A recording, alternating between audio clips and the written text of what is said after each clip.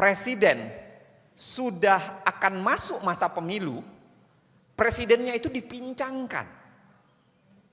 Dibuat tidak boleh menggunakan anggaran sebesar-besarnya. Yang terjadi di kita kemarin sebaliknya kan.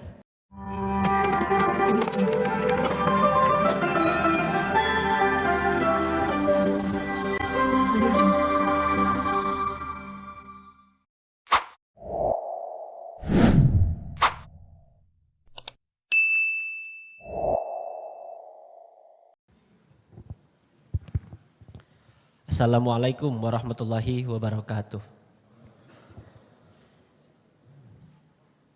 Alhamdulillah hari ini kita hadir di sini dalam Universitas Kegiatan mata kuliah Studium General. Hari ini kita akan dihadiri oleh pemateri yang sangat luar biasa. Sudah hadir di hadapan kita, sudah ke Bandung dari tadi malam. Selamat datang Pak Zainal. Saya akan sedikit memaparkan biodata singkat beliau. Beliau bernama Zainal Arifin Mukhtar, menyelesaikan S1-nya di Fakultas Hukum UGM, S2-nya Magister Hukum di Universitas Northwestern University Chicago dan doktoral hukumnya di Universitas Gadjah Mada. Mungkin hadirin tidak akan aneh dengan beliau karena beliau sudah sering menghadiri diberikan paparannya di TV-TV nasional dan saya sangat terhormat hari ini dapat berada di samping beliau untuk menjadi moderator karena salah satu pakar hukum tata negara yang saya sangat hormati karena selain kepakaran keilmuannya beliau juga sangat gigih dalam bagaimana menyuarakan anti korupsi ya di dalam khasanah di Indonesia. Selain sebagai pengajar, beliau aktif di kolumnis di berbagai media nasional seperti majalah Tempo, Kompas, dan beliau pernah memimpin pusat kajian anti korupsi Fakultas Hukum UGM atau kita biasa kenal dengan Pukat UGM. Tanpa berlama-lama, tema yang akan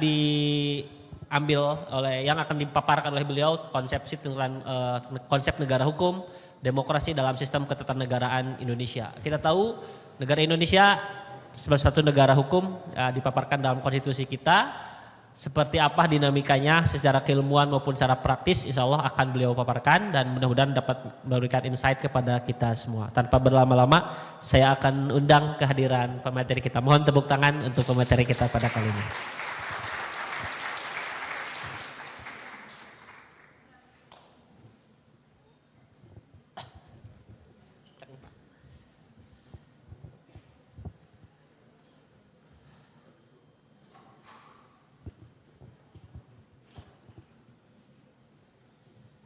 Baik, bagaimana cuaca Bandung Pak? Alhamdulillah. Alhamdulillah dihadirkan ada para mahasiswa. Nanti ada kurang lebih Pak waktu 50 menit. Nanti ada timer juga di belakang dan setelah itu biasa ada sesi tanya jawab untuk para mahasiswa. Untuk waktu dan tempat dipersilakan. Saya izin berdiri ya. Boleh, silakan.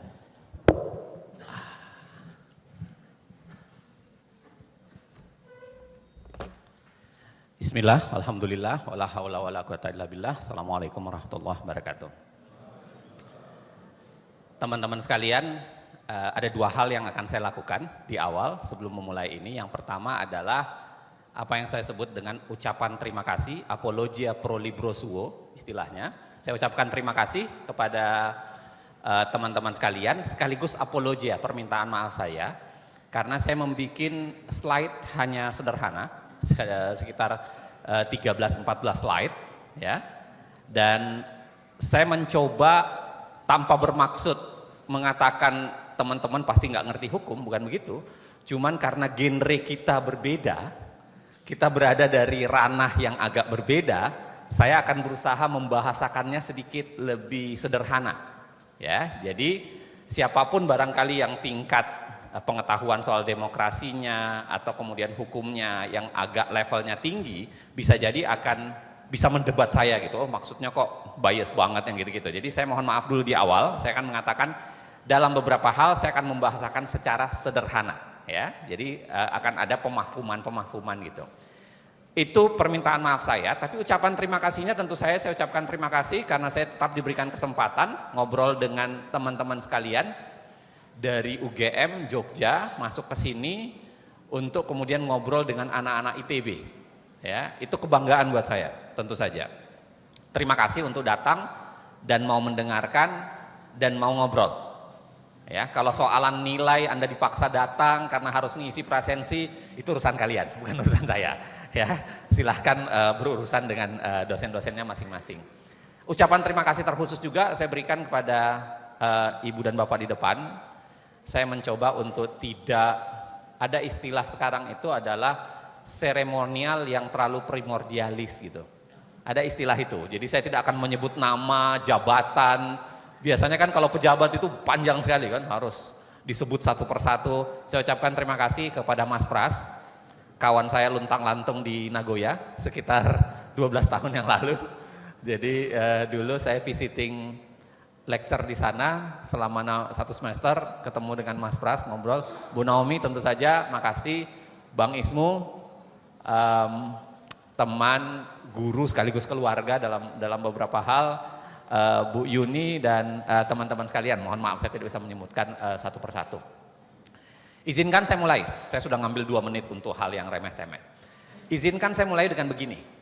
Kalau teman-teman belajar hukum tata negara, sebenarnya hukum tata negara itu cuma 2. Yang dibicarakan dalam hukum tata negara itu sebenarnya cuma 2. Satu adalah kuasa. Yang dipelajari itu adalah kuasa, kekuasaan ya, kuasanya. Jadi ada namanya kuasa, ada namanya organ kuasa, ada namanya bagaimana memperoleh kekuasaan itu. Bagaimana kekuasaan itu dijalankan, bagaimana relasi antar kuasa. Jadi satu format senternya itu adalah kuasa, dan yang kedua adalah format utamanya adalah hak warga negara. Cuma 2 itu yang dipelajari. Jadi kalau konstitusi, hak asasi itu membicarakan di 2 level itu. Nah, makanya apapun yang saya terangkan di sini kira-kira di 2 level itu mainnya. Levelnya mainnya kuasa sama mainnya hak. Biasanya negara-negara yang tidak demokratis itu pembicaraan kuasanya lebih banyak dibanding pembicaraan soal haknya. Oke? Negara-negara yang demokratis itu biasanya menyeimbangkan antara kuasanya dan pembicaraan soal haknya. Bahkan kuasanya pun itu lebih dibatasi. Nah, jadi itu sebabnya doktrin-doktrin dalam politik hukum ketatanegaraan itu biasanya ada yang namanya limitation of power, ada namanya checks and balances, ada namanya separation of power. Itu adalah bagian dari upaya menjaga supaya kekuasaan itu tidak digunakan secara serampangan. Ya, karena di ujungnya ada yang namanya hak publik. Saya mulai ya. Oke. Saya ada 2 yang saya mau jelaskan, mungkin teman-teman gak usah terlalu dihafal gitu. Ini sederhana untuk mengatakan negara hukum. Negara hukum itu menggunakan konsep yang secara sederhana mengatakan, ya hukum negara harus berbasis hukum, clear. Tapi masalahnya adalah tidak sesederhana itu. Karena kalau dikatakan negara hukum adalah negara berbasis hukum, bagaimana kalau hukumnya dibuat secara brengsek? Bagaimana kalau hukumnya dibuat secara menindas? Jadi dibikinkan hukum yang itu hukumnya, mohon maaf nih, kalau menggunakan istilah ya bodoh banget, nggak pas, menyakiti rakyat, tapi atas nama negara hukum dikatakan Anda harus menjalankan hukum karena itulah kata undang-undang. Nah itu kan jadi kayak gimana, negara hukum macam apa itu? Ya kan? Dan itu gejala yang memang ada. Seringkali ada istilah yang namanya autocratic legalism. Ada istilah yang disebut autocratic legalism. Autocratic legalism itu adalah dia mau membenarkan autokratismenya, dia mau membenarkan yang namanya otoritariannya dalam tanda kutip, dengan cara apa? Legislasi. Dia bikinkan aturan yang membenarkan itu. Sejarah di Indonesia mendapatkan banyak sekali yang seperti itu. Misalnya pengangkatan presiden sebagai presiden seumur hidup. Itu kan ada.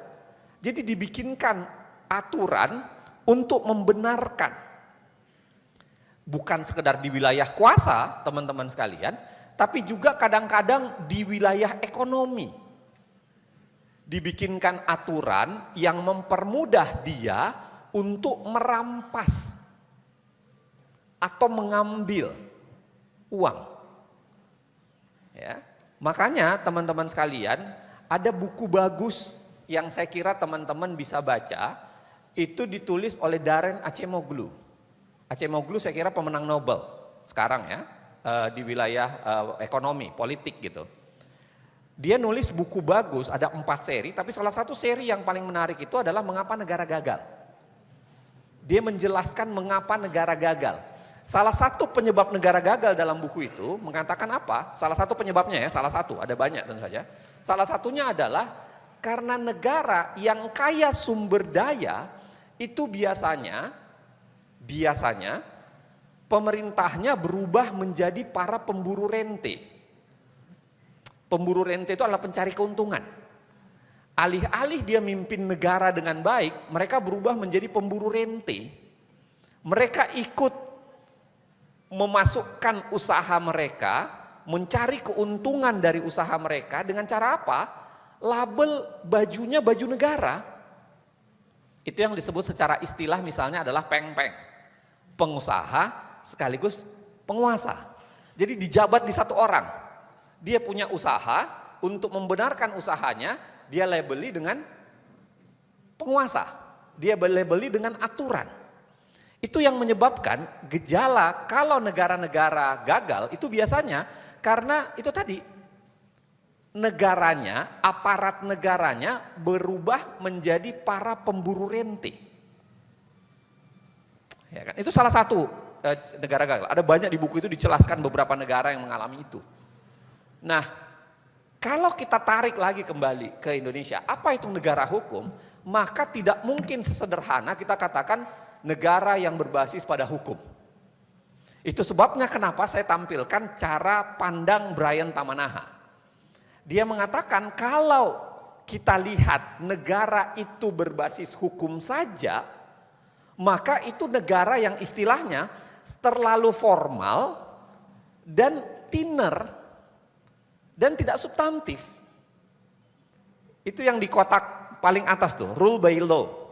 Kalau law as instrument of government action, ya iya, itu juga pengertian negara hukum, tapi negara hukum yang terlalu formal, terlalu sederhana. Bagi Brian, bagi Tamanaha, dia mengatakan harusnya enggak gitu. Harusnya jangan begitu, karena kalau menggunakan logika rule by law yang sangat thinner dan terlalu formal itu, bisa tercipta itu tadi, bisa tercipta orang-orang yang akan mengkhianati kan? Dia bikin aturan untuk menguntungkan dirinya sendiri. Dia bikin aturan, bahkan kalau ada aturan yang menghalangi itu diubah. Ya. Kalau ada aturan yang menghalangi misalnya anak presiden untuk maju harus diubah. Karena itu adalah bagian dari proses yang harus dilakukan. Jadi troubleshooternya adalah apapun yang diatur oleh hukum sepanjang menguntungkan dia akan dilakukan, kalau tidak menguntungkan dia akan ubah. Makanya kalau Anda lihat tawarannya Brian Tamanaha itu adalah harusnya tidak hanya sekedar berkonsep formal version yang dia bilang tikernya itu adalah democracy and legality, tapi juga dia bilang substantive version harusnya adalah social welfare. Maka kalau Anda lihat demokrasi formal versionnya versus versi Brian Tamanaha, dia bilang begini, demokrasi and legality yang itu ada isinya consent determines. Jadi ada kesepakatan yang dibuat publik. Itu sebabnya negara hukum biasanya partisipasinya harusnya tinggi. Partisipasinya harusnya tinggi. Ketika bikin aturan harusnya publik ditanyain, apalagi kalau bikin undang-undang. Kalau bikin undang-undang itu kan harusnya publik ditanyain. Kalau bikin undang-undang itu ada 4 hal yang saya nulis dalam buku saya, Politik Hukum. Kalau Anda bikin undang-undang itu ada 4 hal ya kerja-kerja yang dilakukan. Kerja teknokrasi. Teknokrasi itu maksudnya kerja-kerja ya riset, ya kan? Makanya ada namanya naskah akademis, biasanya kalau bikin undang-undang. Ada namanya kerja politis, karena memang ya namanya undang-undang partai politik yang bahas, ada perdebatan di dalamnya. Ada namanya kerja ideologis, karena menyesuaikan dengan Pancasila Undang-Undang Dasar. Tapi ada kerja keempat yang tidak kalah pentingnya yang disebut dengan partisipatif. Dan itu yang membedakan biasanya negara demokrasi dengan yang non-demokrasi. Negara demokrasi itu biasanya partisipasinya tinggi. Harusnya ketika bikin undang-undang itu harusnya semua publik ditanyain. Jangan bikin undang-undang seperti sembunyi-sembunyi kan. Saya kasih satu contoh misalnya adalah undang-undang KPK kalau Anda masih ingat. Yang sempat heboh-heboh di tahun 2019. Bikin undang-undang KPK Anda bayangkan 7 hari. Draftnya disembunyiin. Pembahasannya dipercepat. Undang-undang Cipta Kerja, oh itu kayak lebih sulap lagi. Iya kan? Bahkan ketika dilarang oleh negara jangan bikin undang-undang dengan cara itu, bikin partisipasinya diubah menjadi perpu sama pemerintah. Jadi seperti main kucing-kucingan gitu. Ya. Oke, itu yang pertama soal negara hukum. Yang kedua, nah ini juga menyederhanakan prinsip-prinsip demokrasi. Ada banyak sekali buku, saya kira kalau Anda mau baca ada banyak sekali yang menjelaskan soal on democracy, how democracy works, lalu kemudian how democracy die, ada banyak sekali buku-buku yang menjelaskan kenapa demokrasi. Tapi sederhananya kalau mau diringkaskan 1-2 hal yang paling kuat, persis yang saya bicarakan tadi adalah pembicaraan soal kekuasaannya yang dibatasi, kekuasaannya yang dikekang, misalnya pemisahan, konstitusional, berdasarkan hukum, peradilannya harus independen, pemerintahannya harus mayoritas, pemilihan umum yang bebas gitu ya. Plus pada saat yang sama ada yang namanya hak. Hak itu misalnya dijaga, hak dan kebebasan itu dijaga. Misalnya hak untuk berserikat berkumpul, partai politiknya harus ada. Hak untuk menyatakan pendapat, persnya harus bebas. Hak asasi manusia dan kelompok minoritas harus dilindungi, maka ada perlindungan terhadap itu. Ada pengakuan terhadap minoritas, harus ada itu. Yang kira-kira gitu. Ya, jadi untuk menyederhanakan. Jadi teman-teman, sebelum saya melanjutkan, 2 hal yang harus Anda ingat dalam konsep hukum tata negara kaitan dengan demokrasi, hukum, dan ketatanegaraan. Satu adalah kuasa. Kuasa harus dibatasi, kuasa tidak boleh menyimpang, kuasa tidak boleh digunakan serampangan, itu gunanya konstitusi, orang tidak boleh bergerak di luar dari konstitusi. Ya. Yang kedua adalah hak. Hak publik harus dijaga. Ya. Hak publik harus dijaga bukan sekedar apa yang diatur di undang-undang, tapi hak-hak yang langsung bisa dinikmati dan bisa diukur, measurable. Ya. Next. Nah, saya mau bicara yang kedua adalah tantangan. Apa tantangan buat negara-negara demokrasi hukum? Yang pertama, ya, tadi kan Anda sudah ingat ya, yang namanya salah satu ciri negara hukum demokratis itu ada namanya pembatasan kekuasaan.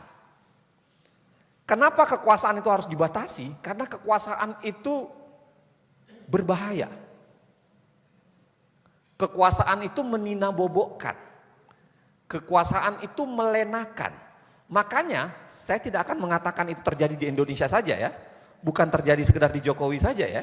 Di seluruh dunia ya, kekuasaan itu relatif begitu. Makanya ada istilah yang paling dikenal semua orang, Lord Acton, power tends to corrupt and absolute power tends to corrupt absolutely. Karena kekuasaan itu memang berbahaya. Makanya pembicaraan dasar dari kekuasaan itu adalah bagaimana mengontrol kekuasaan.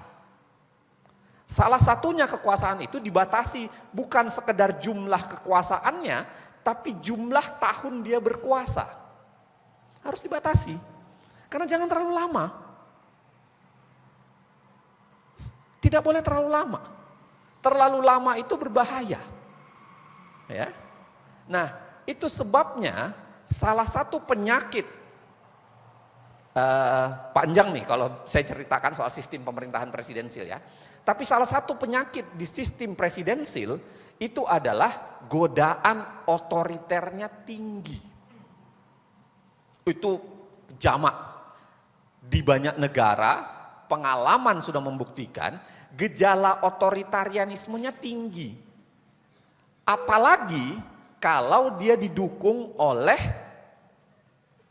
partai politik terlalu kuat. Atau ada barisan publik yang mau menjadi barisan berani matinya. Gitu. Itu akan membuat gejala, biasanya gabungan antara dukungan partai politik terlalu kuat dan popularitas yang terlalu tinggi itu pasti menggoda seseorang menjadi otoriter. Bukan khas Indonesia. Anda bisa bayangkan Indonesia, tapi bukan khas Indonesia. Itu terjadi di semua negara. Saya kasih contoh misalnya Ronald Reagan di Amerika. Ronald Reagan itu saat itu, siapa yang tidak kenal Ronald Reagan? Pada saat itu ya, aktor film koboi, terkenal, ganteng, nyalon presiden. Dia terpilih, kalau di Amerika itu sistemnya agak dua ya, ada popular vote dengan ada electoral vote gitu. Dia terpilih dengan popular vote yang tinggi sekali, electoral vote-nya hampir 100%. Tergoda.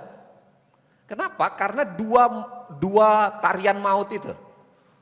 Popularitas tinggi, ya, karena ada barisan pendukung yang berani mati, ya kan?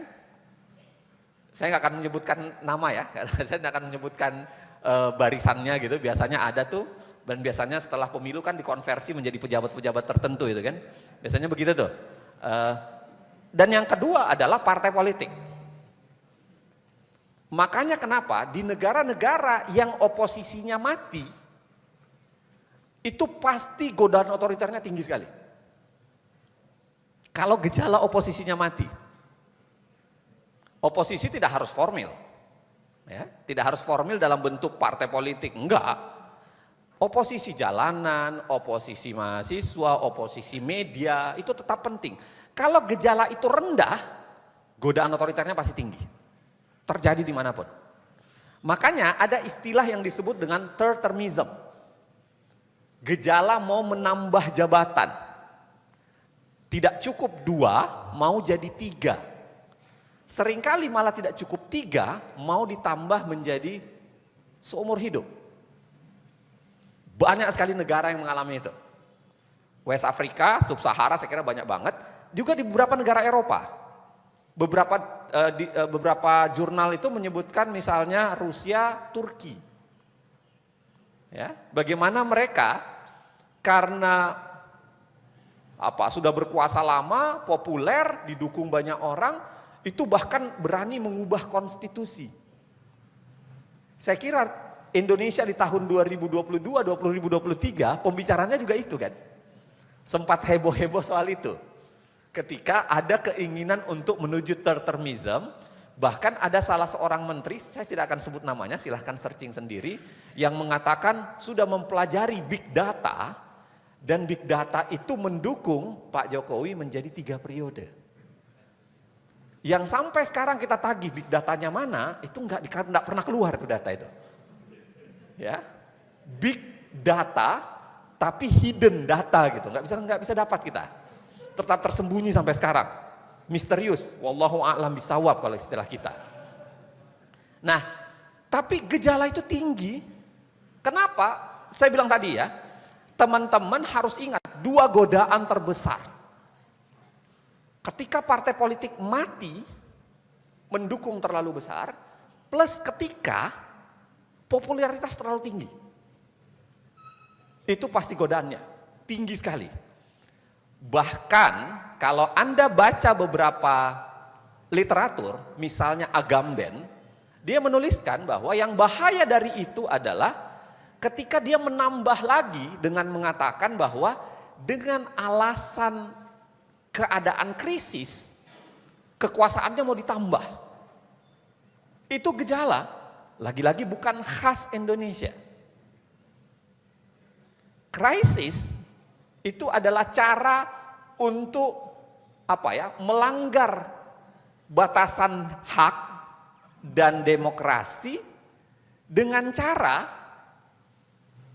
mendaruratkan sesuatu. Makanya biasanya rajin mengeluarkan perpu-perpu tuh.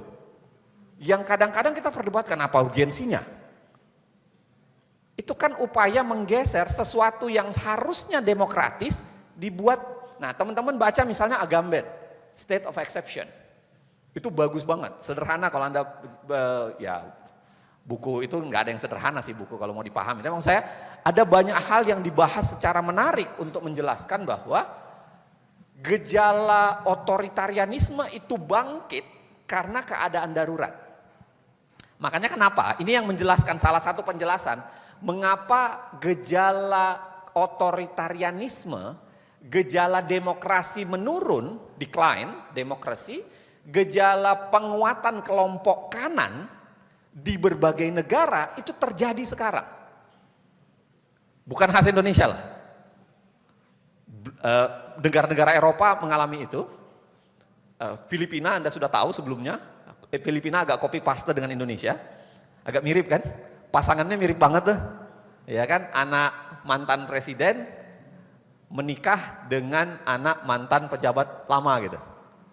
Ya kan? Dia Filipina, dan kita udah lihat Filipina bagaimana terjadi mereka saling mengancam membunuh. Saya berdoa mudah-mudahan tidak terjadi di Indonesia. Ya. Saya nggak tahu, mungkin malah ada yang berdoa terjadi, wallahualam itu urusan kalian gitu. Saya berdoa tidak terjadi di Indonesia, kalau saya gitu. Kalau ada yang berdoa untuk terjadi ya urusan kalian gitu, bukan urusan saya. Tapi itu bahayanya. Jadi biasanya tantangan, lagi-lagi saya bilang bukan khas Indonesia, ada gejala untuk termism, ada gejala untuk otoritarianisme bangkit, ada gejala untuk menerabas yang namanya konstitusi. Makanya konstitusi bilang 2 periode, dibikin 3 periode. Konstitusi bilang apa, diubah menjadi apa. Konstitusi bilang pintu masuk pilpres itu bisa siapapun partai politik, dibikinkan yang namanya presidensial threshold. Kan gitu tuh, selalu dipola tuh. Dan itu terjadi di bukan khas Indonesia. Itu satu tantangan. Jadi tantangan satu adalah kekuasaan itu mencoba menerabas batas yang dibuat. Jadi jangan Anda pikirkan negara ini pasti baik, tidak perlu dicurigai, enggak. Itu yang pernah kalau Anda lihat, pernah saya debatkan dengan beberapa menteri di acara ILC beberapa tahun yang lalu ketika dia mengatakan, pokoknya percaya aja lah, negara pasti ngurusin kalian. Saya bilang omong kosong. Negara tidak bisa dipercaya dengan begitu lagi sekarang. Negara itu harus dibangun dengan transparansi dan akuntabilitas, bukan dengan mistifikasi. Mistifikasi itu dengan janji-janji gitu. Pokoknya sabar aja nanti kita urus. Nggak bisa. Publik itu harus lihat, intangible, bisa dilihat apa yang dilakukan. Ya, jadi ya Anda nggak bisa mengukur dengan janji-janji gitu. Anda tidak bisa mengukur dengan pidato. Anda tidak bisa mengukur dengan omon-omon. Anda nggak bisa mengukur dengan janji kampanye. Nggak bisa pada akhirnya. Ya, itu satu. Jadi gejala negara untuk ngerampas. Yang kedua tantangan kita itu adalah kita punya sistem election. Election itu kan adalah salah satu cara yang paling penting dalam konsep demokrasi. Kenapa? Karena begini ceritanya. Kedaulatan itu di tangan rakyat. Oke?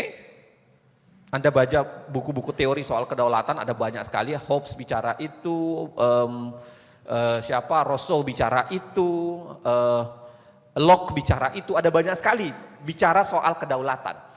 Kedaulatan itu sebenarnya milik rakyat dalam konsep demokrasi. Ya kan? Dalam konsep demokrasi, kedaulatan itu milik kita. Kita tidak pernah menyerahkan kepada siapapun. Kenapa? Karena kedaulatan itu tidak bisa dialihkan. Kedaulatan itu tidak bisa dialihkan. Kita tetap yang berdaulat. Yang dilakukan adalah nitip untuk dijalankan oleh yang namanya pemerintah. Ada namanya eksekutif, ada namanya legislatif. Beda sistem parlementer dengan presidensil. Saya bikin sederhana. Salah satu bedanya adalah sistem parlementer itu hanya ada 1 kali pemilu. Teman-teman sekalian. Makanya negara-negara dengan sistem parlementer itu cuma 1 kali pemilu. Pemilu memilih anggota parlemennya saja. Kalau parlemennya sudah terbentuk, maka parlemennya akan melahirkan eksekutifnya. Dia tunjuk yang namanya Perdana Menteri. Oke? Hanya 1 kali pemilu. Enggak ada 2 kali pemilu. Makanya dalam sistem parlementer, ya, biasanya Perdana Menterinya, khususnya Westminster System ya, Perdana Menterinya itu pasti sekaligus anggota parlemen. Karena dia primus inter pares di parlemen, orang yang paling utama di parlemen. Itu jadi Perdana Menteri. Dalam sistem presidensil seperti Indonesia, itu wajib 2 kali pemilu. Pemilu memilih anggota parlemen tersendiri, memilih presiden tersendiri. Makanya dalam sistem presidensil, kita bisa mengatakan presiden itu juga wakil rakyat. Ya. Kenapa? Karena dia dipilih langsung oleh rakyat. Malah melalui dapil yang lebih gede. Kalau dapilnya parlemen kan kecil-kecil. DPD cuma 1 provinsi. Kalau dapilnya DPR hanya, ya malah dapilnya lebih kecil-kecil lagi. Presiden itu dapilnya 1 negara. Oke, itu sebabnya presiden juga bisa dikatakan sebagai perwakilan rakyat. Nah, masalahnya adalah itu adalah cara kita ngasihin, pinjamin untuk dijalankan, diurus kedaulatan, diurus apa yang kita inginkan. Tapi masalahnya seringkali pemilunya yang didistorsi. Pemilunya yang dirusak. Sehingga proses penitipannya itu tidak persis sama seperti yang mau kita titipkan. Ada banyak proses distorsinya, ya.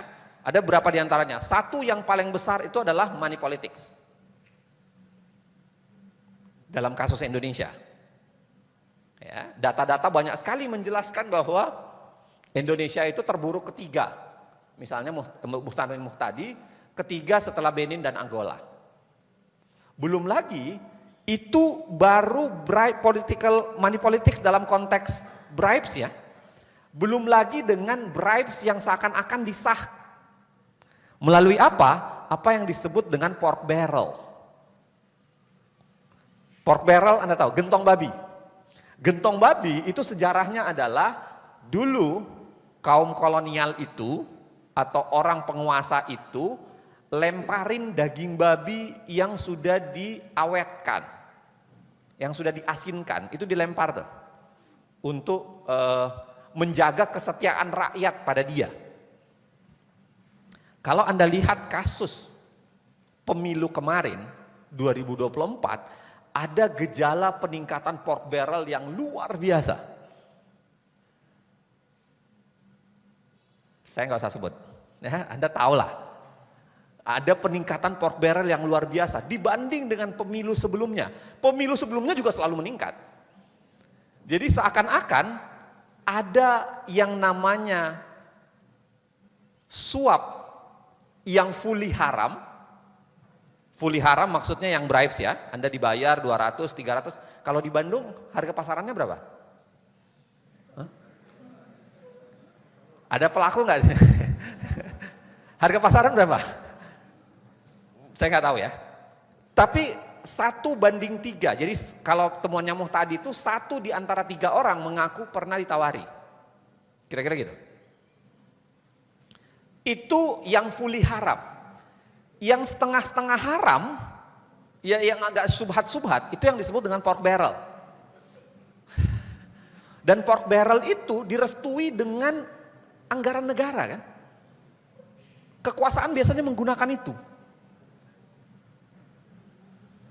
Itu sebabnya ya bahayanya kekuasaan itu harusnya dibatasi ketika menjelang pemilu. Kenapa? Karena seorang presiden sangat mungkin menggunakan APBN-nya untuk dia supaya dia bisa re-elected atau supaya dia bisa menunjuk orang tertentu lalu kemudian dia biayain orang itu dengan pork barrel. Di banyak negara dengan sistem presidensil dikenal istilah lame duck, bebek pincang. Kalau presiden sudah akan masuk masa pemilu, presidennya itu dipincangkan. Dibuat tidak boleh menggunakan anggaran sebesar-besarnya. Yang terjadi di kita kemarin sebaliknya kan. Malah pork barrelnya naik, presidennya malah kala itu ya, presidennya malah pede bilang, saya boleh kampanye untuk orang lain gitu. Itu yang Anda kalau nonton film Dirty Vote saya kira akan paham detail ya. Di film itu kita jelaskan panjang kali lebar. Silahkan Anda akses itu. Saya nggak minta Anda nonton karena penonton kami sudah 38 juta.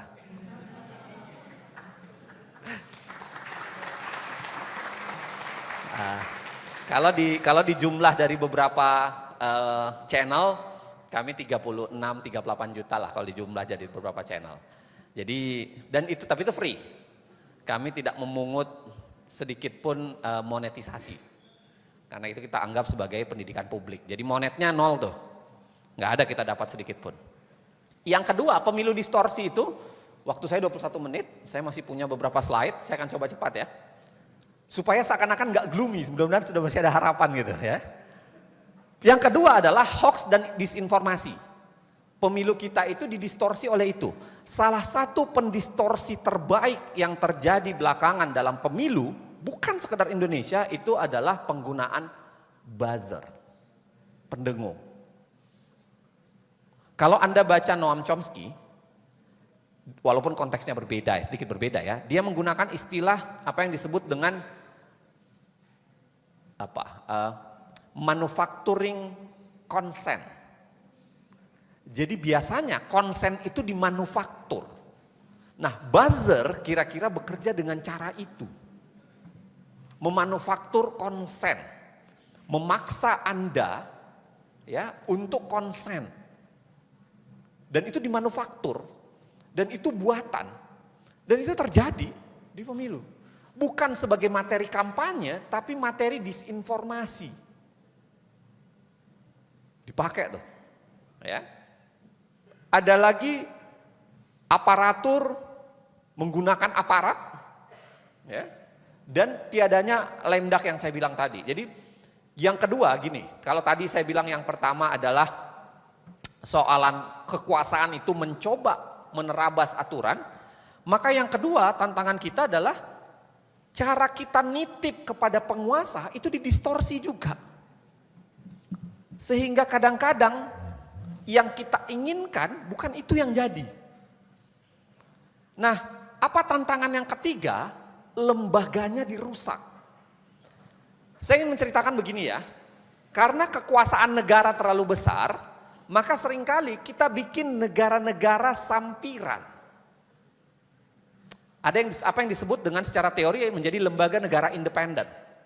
Lembaga negara independen itu sebenarnya adalah bagaimana menguatkan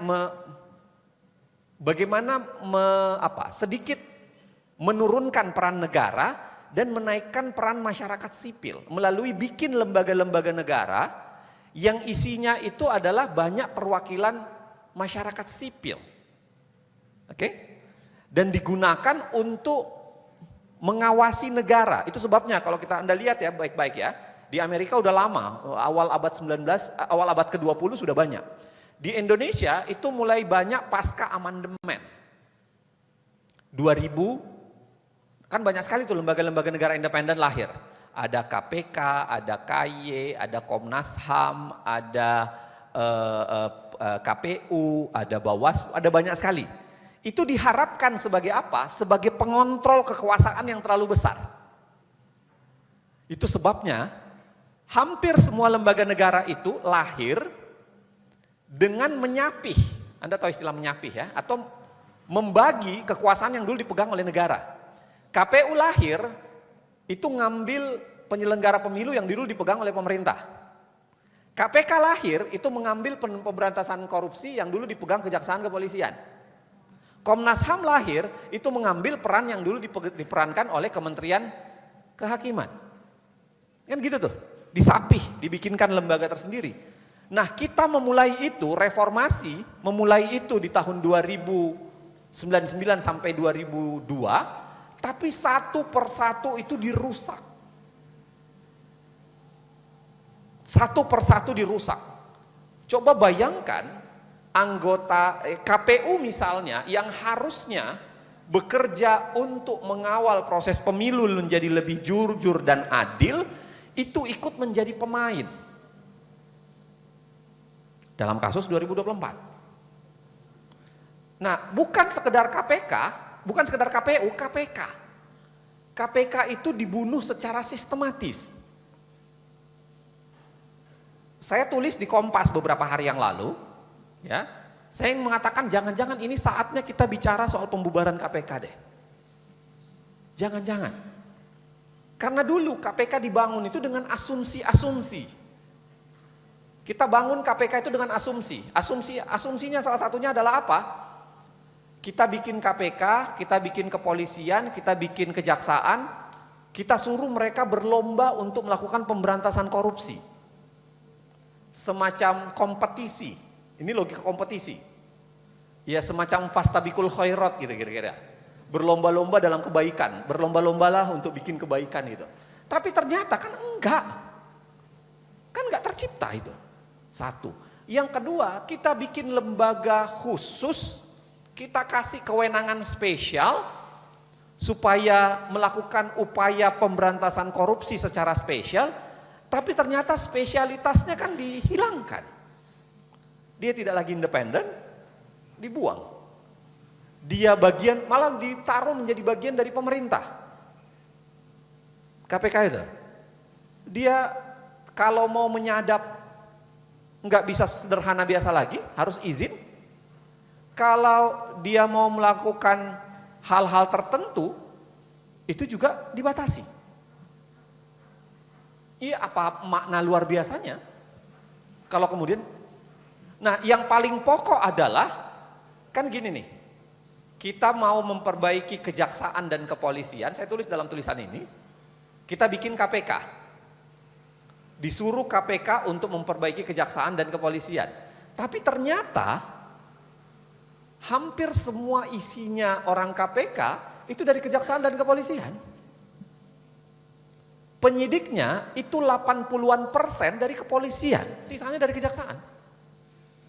Ya apa? Unique selling produknya apa? USP-nya apa kira-kira gitu? Kok disamain? Dan hasilnya harapannya kita adalah kejaksaan dan kepolisian itu menjadi KPK. Yang terjadi sekarang adalah KPK menjadi kejaksaan dan kepolisian gitu. Itu sebabnya saya katakan institusionalisasi itu dilemahkan. Sebenarnya ada satu kabar menariknya. Ketika kita bikin institusi-institusi untuk ngawasi negara, ada satu, kan tadi saya bicara eksekutif legislatif, ada satu lembaga yang diidealkan, ini secara konteks ketatanegaraan, untuk melakukan pengawasan. Itu yang disebut dengan kekuasaan yudikatif. Oke? Dalam kasus kita adalah Mahkamah Agung dan Mahkamah Konstitusi. Tapi masalahnya adalah kekuasaannya juga dirusak. Gitu. Kekuasaan Mahkamah Agung dan Mahkamah Konstitusi itu dirusak. Mahkamah Agung sudah berantakan duluan kan? Mahkamah Konstitusi itu juga digerogoti. Makanya terjadi kasus kemarin kan. Yang saya kira anak ITB juga turun loh. Ini anak ITB juga turun kan. Kasus kemarin ketika apa? Ada undang-undang ngelarang tapi dibikinkan ujian ke MK, MK mengiyakan dan di situ ada pamannya untuk mengiyakan gitu. Putusan itu harusnya, kalau saya jelaskan panjang sekali ya, tapi putusan itu bermasalah. Karena tidak mayoritas sebenarnya. Kalau kita baca baik-baik putusan itu aneh bin ajaib. Ya. Mahkamah Konstitusi dalam tanda kutip tertentu bisa dianggap sebagai mahkamah keanehan pada saat itu. Aneh bin ajaib. 4 orang menolak, mengatakan tidak bisa begini. 2 orang mengatakan bisa tapi nggak boleh seperti ini. 3 yang mengatakan boleh. Kok bisa putusannya menjadi boleh gitu? Itu kalau saya jelaskan panjang ya, mohon maaf karena waktu saya terbatas, waktu saya tinggal 13-12 menit. Itu aneh bin ajaib prosesnya. Mahkamah Konstitusinya menjadi sangat aneh. Ya. Dan saya kira Anda tahu semua, Anda bisa mengikuti dramanya, bagaimana kemudian terjadi mahkamah etik, dijatuhkan, Mahkamah Konstitusinya mencoba tobat, bikin putusan yang kemudian Anda akan tahu belakangan betapa kemudian Mahkamah Konstitusi juga didomestikasi, mencoba dijinakkan. Nah tadi saya sudah bilang kuasa besar, cara titipnya dirusak, lembaga-lembaga yang harusnya di luar bisa mengawasi rusak, lalu satu katup pengaman kita yang disebut dengan hakim juga dirusak, didomestikasi. Nah ada hal yang pasti ya, negara hukum demokrasi itu ternyata makin melemah. Satu faktor yang paling kuat melemahkan itu adalah korupsi. Korupsi menurut saya ini harus dibahas secara detail. Karena coba bayangkan, ada salah seorang pejabat negara yang mengatakan korupsi itu perlu. Nanti Anda searching sendiri ya. Saya tidak akan sebut nama. Sebut saja Bunga misalnya atau apapun itu ya. Ada seorang pejabat dulu mengatakan korupsi itu perlu karena korupsi itu adalah oli pembangunan. Pembangunan hanya bisa bekerja kalau ada korupsi. Sekarang pejabat itu sudah menjadi menteri di kementerian sekarang. Anda cari sendiri. Ya, kalau dia konsisten dengan itu berarti dia akan melakukan korupsi karena itu adalah oli pembangunan. Kalau dia konsisten dengan pandangannya itu. Ya, jadi Anda searching sendiri, cari sendiri namanya, saya nggak akan sebut nama. Nah korupsi ini saya kira panjang ya, saya akan jelaskan panjang. Ada banyak sekali dampaknya, ada banyak riset-riset yang menjelaskan bagaimana dampak korupsi, ada mengancam eksistensi pemerintahan, ada menyuburkan terorisme dan ekstremisme, ada meningkatkan ketimpangan ekonomi, ada menghambat implementasi kebijakan, ada mendistorsi penyusunan kebijakan, ada menghambat pertumbuhan ekonomi, ada banyak sekali nih dampak-dampak korupsi. Akar permasalahan korupsi juga di Indonesia saya kira ada banyak sekali. Ada banyak sekali tulisan, disertasi, riset, laporan, jurnal yang menjelaskan bagaimana akar permasalahan korupsi. Nah, salah satu yang menarik ya, yang mungkin akan saya mention di sini adalah warisan oligarki. Nah, teman-teman sekalian begini nih, supaya Anda mengenal oligarki. Oligarki itu adalah sekelompok orang yang punya akses pada kekuasaan ekonomi. Jadi dia berbeda dengan elit. Elit bisa jadi seorang elit, tapi belum tentu dia punya akses terhadap ekonomi. Elit itu biasanya sudah spesial tuh. Tapi kalau dia sekaligus oligark, itu besar sekali peluangnya dia untuk menguasai negara. Caranya apa? Makanya oligarki itu kalau dalam istilahnya Jeffrey Winters, dia bilang sebagai wealth defense industry. Dia mempertahankan kekayaannya dengan cara ya apapun. Dia bisa beli negaranya, ya. Dia bisa beli siapa kandidatnya, maka ketika kandidat itu menang, dia harus BEP dong. Break even point dong. maka dia harus dikembalikan itu ke dia. Kekuasaan uangnya itu. Nah, kira-kira sederhananya oligarki bekerja dengan cara itu. Oligarki itu bekerja di sistem negara-negara yang kaya sumber daya biasanya. Karena mereka tuh yang punya akses kepada sumber daya dan mereka bisa melakukan pembiayaan secara luar biasa. Dalam kasus kita Indonesia, nah kita nggak bisa melawan itu dengan baik. Kenapa? Karena kaum oligarknya tidak punya lawan. Di Eropa Barat misalnya, apakah tidak ada oligarki? Ada. Tapi kenapa mereka cenderung bisa ditahan? Ya karena sistem politiknya masih menyisakan peluang untuk itu. Kalau Anda dengarkan Fedi Hadis misalnya menjelaskan, di negara-negara Eropa, kenapa kemudian oligarkinya bisa ditahan? Itu karena masih kuat yang namanya kelompok kiri,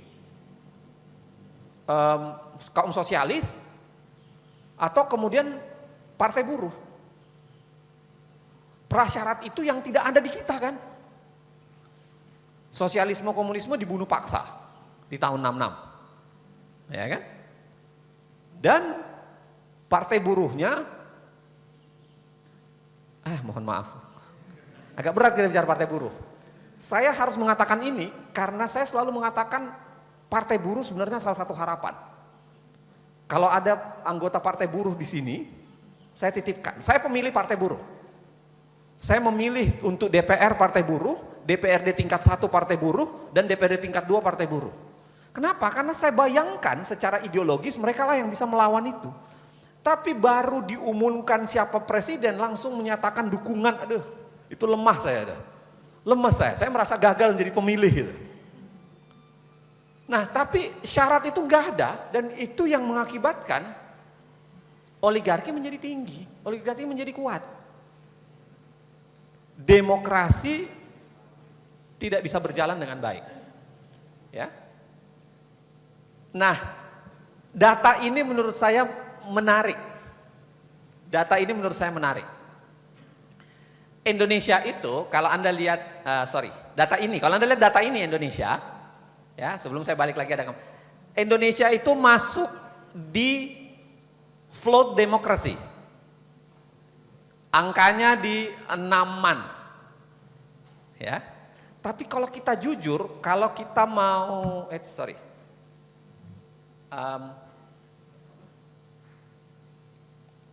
kalau kita mau jujur, angka kita itu jomplang, teman-teman. Jadi yang bagus, kenapa kita bisa naik menjadi 6 itu, poinnya jadi kayak lumayan, itu sebenarnya hal-hal yang formil. Hak memilihnya ada proses pemilihannya ada, formil semua tuh, ya. Government rules ada, aturan perundang-undangannya ada, pluralism dan ini yang agak rancu ini nih, yang menurut saya pluralisme dan political participation itu agak rancu. Kok bisa kita 8,1 ya, whatever apalah. Tapi kalau dilihat angka lainnya kita jeblok. Yang substantif dari demokrasi itu kita jeblok semua. Civil liberties anjlok, bahkan di bawah global average, ya. Freedom and expression and faith di bawah itu, right to form association and to be organized di bawah itu, yang paling berantakan adalah rule of law. Ini dosa orang hukum nih. Jadi saya ikut merasa bertanggung jawab dan berdosa gitu. Rule of law itu paling rendah kita, paling berantakan. Jadi demokrasi begini ya, jadi demokrasi itu ada namanya demokrasi yang bersifat prosedural, ada yang bersifat substansial. Oke. Prosedural itu ya proses-proses pemilu, bagaimana ada partai politik, bagaimana berjalan. Tapi kalau yang substansial, yang tadi saya sudah jelaskan macam Tamanaha, social welfare, lalu kemudian freedom, participation, consent, public consent, itu kita rendah semua.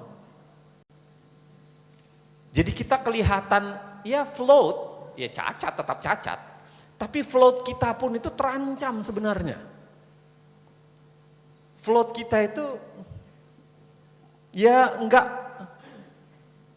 float itu udah buruk sebenarnya. Float itu sendiri udah nggak bagus. Tapi nggak bagus kita itu ternyata nggak bagus lagi. Apa ya? Jadi nggak bagus kuadrat lah kira-kira begitu. Kalau hitungan ini sama misalnya joke anak-anak muda sekarang yang agama Islam ya, mohon maaf, dilarang makan babi. Tapi makan babi yang sedang hamil itu haramnya kuadrat tuh, kira-kira gitu. Haramnya double, kira-kira gitu loh. Jadi double, kuadratnya itu double. Nah, saya mau bilang apa ya? Demokrasi Indonesia tidak berjalan dengan baik. Salah satu, kalau kita balik ke pengertian Tamanaha di awal, partisipasi publiknya itu mati, teman-teman. Partisipasi publiknya mati. Partai politiknya dipeluk terlalu erat, dan menurut saya Prabowo dan Jokowi persis sama, melakukan hal yang sama. Kalau Jokowi memeluk partai erat-erat sampai 83%, ya, yang dilakukan oleh Pak Prabowo persis sama, itu dengan menyenangkan semua partai. Maka menteri yang menurut batasan undang-undang hanya boleh 34, tiba-tiba diterabas menjadi unlimited. Unlimited. Ya. Tiba-tiba sekarang pejabat menteri dan setingkat menteri itu 100-an lebih. Kenapa? Karena harus dibagi seluas-luasnya. Tidak peduli orangnya apa, sepanjang menguntungkan, sepanjang sudah mengentertain, dikasih. Makanya rontoklah satu barusan kemarin kan. Iya kan? Rontoklah satu, mengundurkan diri. Kita tinggal hitung nih kerontokannya karena seperti apa. Walaupun saya tidak berdoa untuk itu. Tapi kita akan lihat tuh.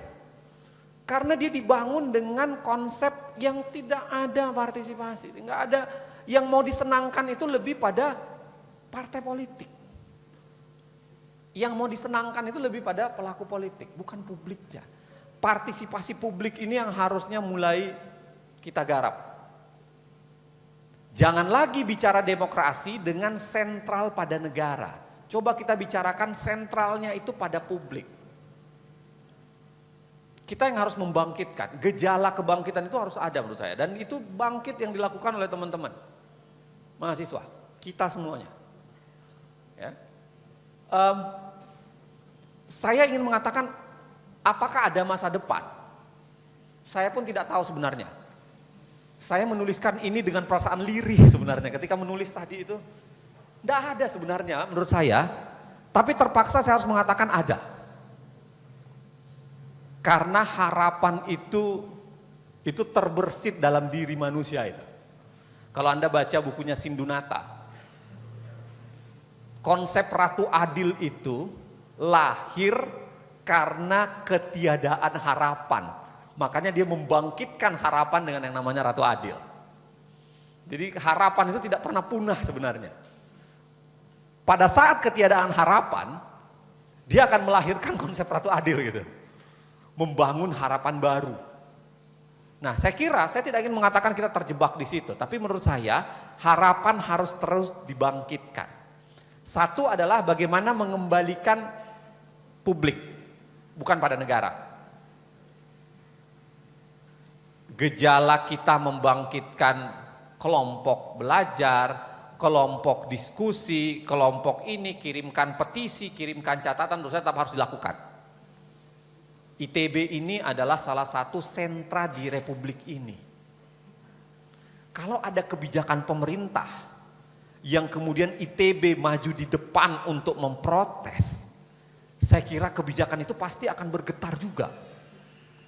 Tapi kalau ujuk-ujuk ITB-nya sudah langsung mengiyakan, sami nawak tokna, berat kita. Diharapkan. Karena ITB itu, saya harus menyebut UGM juga.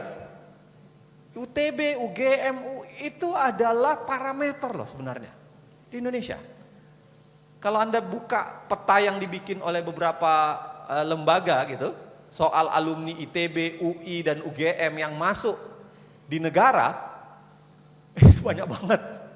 Hampir 80-90% itu. Maka kita sebenarnya bisa menagih nih kepada UTB, UGM, UI, dan lain-lain. Apa perannya? Termasuk UGM, ITB, dan UI sendiri. Kalau mereka bersatu menolak kekonyolan-kekonyolan yang dilakukan negara secara berulang kali, menurut saya akan menarik. Dan di situ saya kira tagihan peranan intelektual itu ada. Supaya kaum intelektual itu tidak menjadi pengkhianat. Ya, kira-kira ada tulisan Julian Benda bagus banget soal itu, ada juga Edward W. Said soal itu. Harus kita konversi perlawanan-perlawanan publik itu memotong kemesraan negara dengan pemodal. Karena ini terlalu dekat nih, negara dengan pemodal. Bahkan seringkali mereka menjadi satu sisi. Nah, bagaimana caranya? Saya bayangkan kita membangkitkan yang namanya catatan politik alternatif. Di negara-negara kayak Jerman, itu aliran politik anak muda mulai bangkit tuh. Bangkit di negara-negara bagian di Jerman, bangkit mereka. Mereka bikin partai hijau. Partai yang bicaranya itu adalah ke depan kita mau negara serius soal hijau, soal lingkungan. Bikin partai-partai yang punya bikin barisan lah. Kalau partai barangkali perdebatannya panjang. Bikin barisan yang punya concern yang kuat. Teman-teman harus ingat, ya, bumi yang sekarang kita pijak itu sebenarnya titipan dari orang tua kita dulu.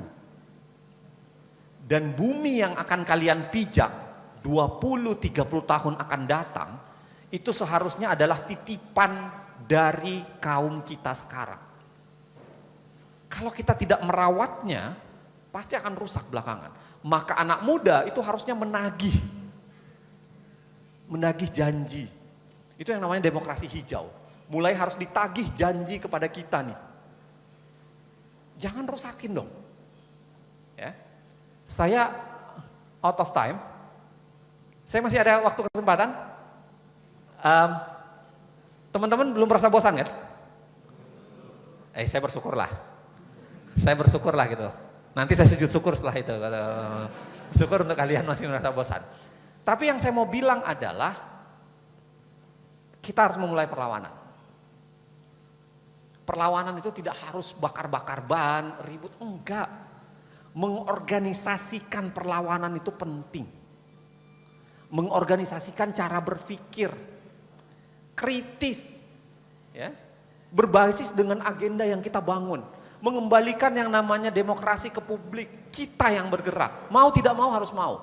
Kenapa? Karena kalau kita berharap demokrasi yang diperankan oleh negara, nggak akan jalan. Karena yang saya bilang tadi, memang akhirnya dia membutuhkan prasyarat. Izinkan saya jelaskan 2-3 menit untuk prasyarat-prasyarat itu. Kita semua harus bekerja. Saya mengatakan kita, bukan saya atau Anda, saya mengatakan kita. Kita semua harus bergerak. Satu, perjuangan seperti ini itu membutuhkan komitmen. Membutuhkan endurance, teman-teman sekalian. Saya orang yang percaya mustahil memindahkan gunung. Mustahil enggak? Tapi saya punya keyakinan lain. Andai kata 285 juta rakyat Indonesia sepakat mengambil satu ember tanah dari sebuah gunung dan dipindahkan ke lokasi baru, dan itu dilakukan secara terus-menerus, gradual, konsisten, komitmen, dan endurance tinggi, bisa pindah nggak? Saya punya keyakinan bisa pindah. Itu soalnya it's matter of time aja. Itu soal waktu saja kapan pindahnya. Satu itu. Yang kedua, Komitmen itu adalah kita tidak jadi pengkhianat gitu loh. Yang saya khawatirkan adalah kita menjadi pengkhianat. Mulut kita berbusa bicara soal anti korupsi, tapi begitu ditilang nyogok juga. Wah, mahasiswa kita semua ngomong anti korupsi panjang kali lebar, panjang sekali. Tapi begitu keluar mau bikin SIM nembak. Nah, menurut saya dia butuh komitmen. Kita semua, saya pun harus belajar untuk itu. Yang ketiga, selain komitmen butuh waktu dan lain sebagainya, kita butuh kesabaran teman-teman. Saya selalu mengatakan bahwa kenapa kita harus memulai sekarang? Kenapa kita harus memulai sekarang? Karena yang kita tanam sekarang tidak langsung kita nikmati besok. Kenapa kita harus memberantas korupsi? Kenapa kita harus melawan yang namanya disinformasi? Kenapa kita harus melawan hoax? Kenapa kita harus melawan apapun itu? Saya punya harapan anak saya, cucu saya kelak, atau anak kita, cucu-cucu kita kelak, itu hidup di Indonesia yang lebih bersih. Itu aja harapan saya. Kenapa saya memulai dari sekarang? Kenapa kita harus memulai dari sekarang? Kesadaran generatif itulah menurut saya yang harus dipegang oleh kita. Tidak ada hokus pokus, tidak ada simsalabim dalam urusan yang beginian. Tidak ada batu yang tiba-tiba jatuh dari langit, langsung mengubah semua hal. Enggak, dia butuh komitmen kita. Kita mulai sekarang, insya Allah 20-30 tahun akan datang, kita akan nikmati buahnya. Tapi jangan pernah berharap menikmati buahnya di 20-30 tahun akan datang, kalau kita tidak memulainya dari sekarang. Omong kosong. Terakhir teman-teman sekalian, kenapa kita butuh melakukan perlawanan? Ini sudah sering saya sampaikan di banyak tempat. Dan saya kira sempat juga viral di TikTok, penontonnya sampai jutaan gitu. Saya selalu yakin bahwa apa yang disampaikan oleh Benazir Bhutto, saat yang paling indah dari sebuah kapal adalah ketika ditambatkan di dermaga. Dia akan cantik bermandikan cahaya. Tapi jangan pernah lupa, kapal tidak pernah dibuat untuk ditambatkan di dermaga. Kapal dibuat untuk menghajar gelombang membelah lautan. Teman-teman semua luar biasa, gagah, cantik di ruangan ini. Bukan karena sebagai anak ITB. Ya anak ITB membanggakanlah. Saya pun tidak masuk ITB dulu. Bukan itu yang membanggakan Anda. Saat yang paling indah dari kalian bukan karena Anda berbaju Ganesha, berbaju warna biru yang luar biasa, itu bukan itu. Tapi saat yang paling indah adalah ketika Anda mau berperan, mengambil porsi, mengambil posisi untuk ikut melakukan perlawanan, menghajar gelombang dan membelah persoalan di Republik ini. Saya berhenti di sini, ya, sebelum saya semakin membosankan buat Anda. Allahumma fiq ila aqwamit thoriq. Assalamualaikum warahmatullahi wabarakatuh. Waalaikumsalam warahmatullahi wabarakatuh. Wah, luar biasa. Terima kasih lah Pak Zainal sebagai kegampangan saya juga sebagai pendidik terkait kondisi negara ini, bahwa kita harus pada sudut pandang yang sedang tidak baik-baik saja Pak ya. Karena betul kita berharap kepada khususnya kepada generasi-generasi yang akan datang.